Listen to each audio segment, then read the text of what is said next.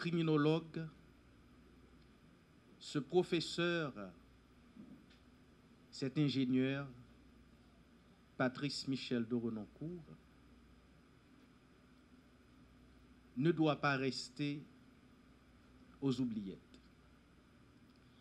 La tragédie du 16 octobre ne doit pas emporter le corps, l'esprit et l'âme de Patrice Michel de Renoncourt. C'est donc un devoir de perpétuer sa mémoire, c'est donc un impérium de présenter Patrice aux jeunes d'aujourd'hui et aux générations futures. L'événement de ce matin est l'occasion aussi pour le centre et surtout de prendre toutes les dispositions pour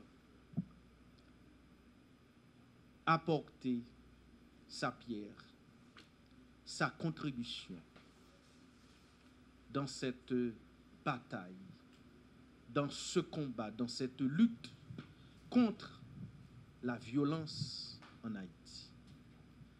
Donc, pour répondre à cet objectif, le centre a décidé de recourir à des moyens comme promouvoir la recherche et le développement dans le domaine de la lutte contre la violence, encourager la réalisation d'œuvres artistiques, littéraires et scientifiques, aiguiser la conscience sociale dans le domaine de la lutte contre la violence, sensibiliser les autorités publiques aux mesures sociales à prendre pour lutter contre la violence, identifier les candidats au prix auront le choix entre trois axes. Soit qu'ils décideront de produire une action. Je prends un exemple, comme apporter une assistance éducative à un enfant se trouvant dans un milieu criminogène. Soit de produire une réflexion, par exemple un mémoire de sortie dans le cadre d'un cycle, pour clôturer un cycle de licence, un mémoire de master ou bien une thèse de doctorat, mais fondée sur la lutte contre la violence. Et troisième axe, à scruter, c'est produire une œuvre. Pourquoi pas réaliser un film, un reportage, un documentaire, une chanson, une fresque, peindre un tableau. Donc ce sont autant d'axes qui sont à la disposition des intéressés. Le prix Patrice de Renoncourt, c'est un prix annuel. Cela dit, chaque année, un sous-thème sera retenu et présenté au public. Et le public aura le choix, pendant l'année, de produire une œuvre sur les trois axes, sur l'un des trois qu'on a présenté. Et au terme de ces activités, des rapports seront rédigés et ces rapports seront présentés sous le label AC d'Agora de Patrice Michel de Renoncourt. Le responsable, le directeur de BLTS, M. Pierre-Richard France.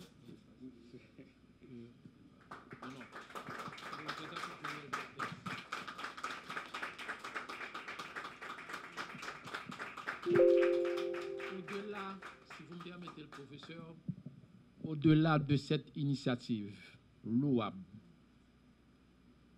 du Centre Toussaint Louverture pour les droits de l'homme et la démocratie, nous avons comme responsabilité, nous avons comme obligation, gouvernants, gouvernés, nous devons conjuguer nos efforts pour qu'enfin qu'on termine avec ce phénomène de kidnapping qui fait trop de douleur au sein de la famille haïtienne. Alors, au nom du directeur central, je remercie Centre pour le geste que il fait avec les patrouilles. Donc, comme nous dit déjà, donc, il était en face des situations, mais il n'a pas traité bois croisé. Donc, il a fait effort pour tenter de libérer Patrice de kidnapping. Mais malheureusement, chance n'a pas en faveur, ça n'a pas arrivé fait, et nous sommes arrivés perdus. Un policier. Et je crois que j'ai ça, encourager nous, et pour nous toujours continuer gourmet, et pour nous essayer de aider les pays en sortir dans ce lié là. Et nous arrivons dans une situation côté que c'est la première fois que nous vivons. Et parce que l'homme t'a pleuvé, c'est pas comme ça le taillé. Mais moi, je dis, nous arrivons dans un carrefour qui est extrêmement difficile.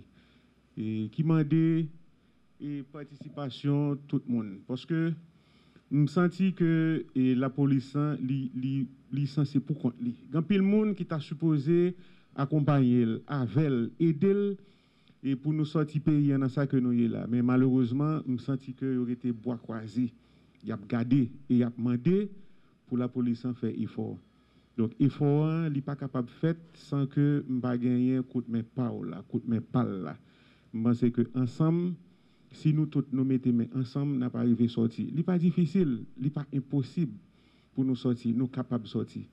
Mais il demande des participations, nous chaque qui l'a. Et tout le monde ne peut pas aller. En pile aller.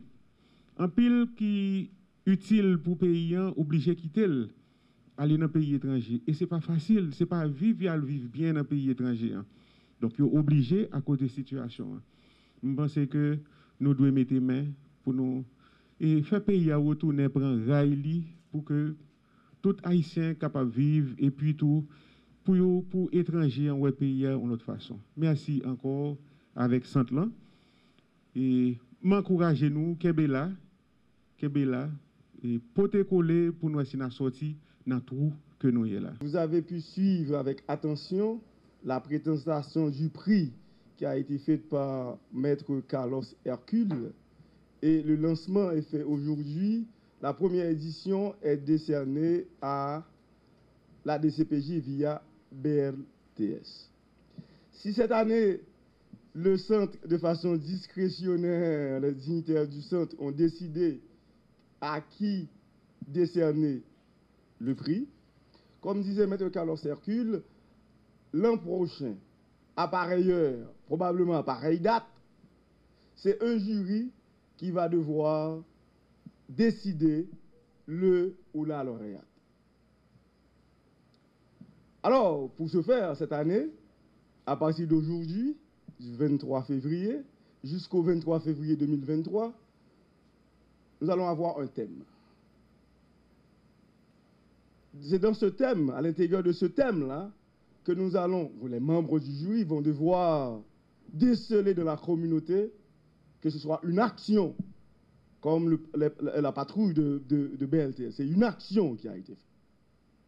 Comme une œuvre, poésie, peinture, musique, ou la réalisation de mémoires de sortie, que ce soit dans n'importe quelle faculté de droit, de psychologie, de sociologie, ou bien d'études de criminologie. Mais le thème retenu pour cette année, pour la deuxième édition, c'est le phénomène des gangs armés. C'est le phénomène des gangs armés. C'est le sous-thème retenu pour le prix Patrice de Renocourt dans la lutte contre la violence. Ce sous-thème 2022-2023, c'est le phénomène des gangs armés. Donc, les dés sont jetés. Et nous allons suivre et nous allons avoir au niveau du centre, à la salle d'Agora de Patrice de Renocourt. Et nous ne voulons pas prendre le contre-pied de Yves Lafortune qui avait dit que le discours est mort. Mais je dirais que le discours est bien vivant aussi longtemps qu'il y a des hommes et des femmes de dignité qui existent sur la terre de Dessalines.